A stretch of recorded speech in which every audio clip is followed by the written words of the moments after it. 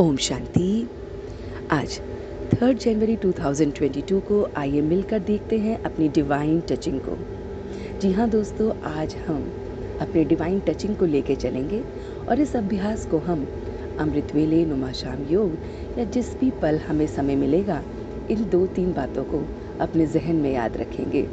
दोस्तों, जब हम इन बातों को बहुत बहुत गहराई से योग में उतारते हैं तो रोज़ ये डिवाइन टचिंग हमें नई अभ्यास में लेके जाती है। और फिर जो हम कहते हैं कि योग में हमारा मन नहीं लगता, विजुअलाइजेशन में हमें कुछ नज़र नहीं आता, वो स्पष्ट दिखने लगता है।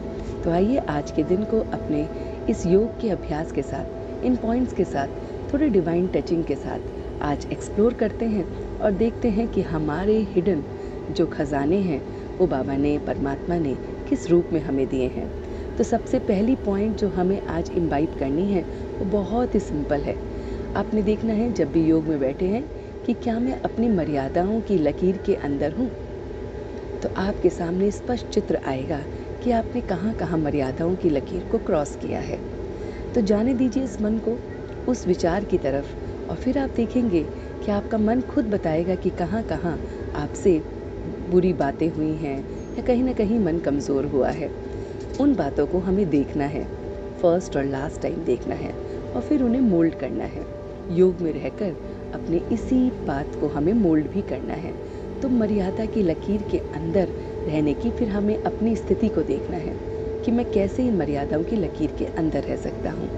तो आप देखेंगे जब योग में बैठेंगे तो आपका मन बहुत अच्छा चित्र दिखाएगा और जो आपका मन दिखाएगा वही आप करेंगे तो वो आपका पक्का बन जाएगा।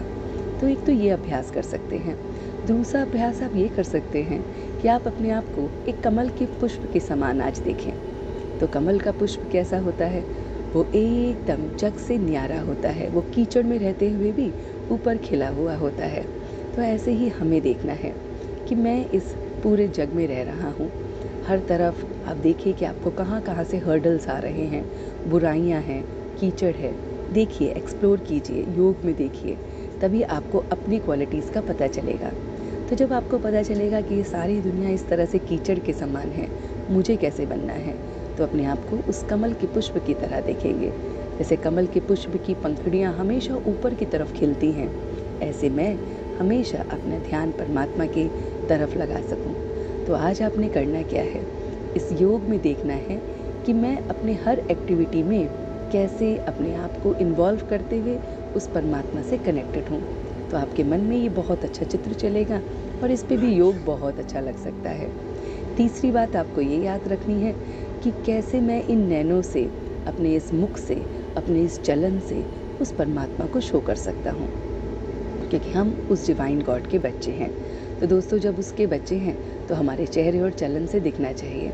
तो आप जब योग में बैठें तो देखें कि आज मैं क्या करूँगा कि जिससे मेरे चेहरे और चलन से, मेरे नैनों से उस परमात्मा का स्वरूप दिखाई देगा। तो आपका मन आपके चित्र को बनाएगा, उस चित्र को बनने दीजिए, because this power of visualisation will help you to take you to the journey of your inner consciousness, and this inner consciousness journey will help you to lead ahead. तो दोस्तों, अपनी लाइफ को एक्सप्लोर कीजिए योग के through. इन छोटी छोटी बातों में से आप किसी एक बात पर आज योग कीजिए और अपने उस सुंदर अनुभव को आने दीजिए। ओम शांति।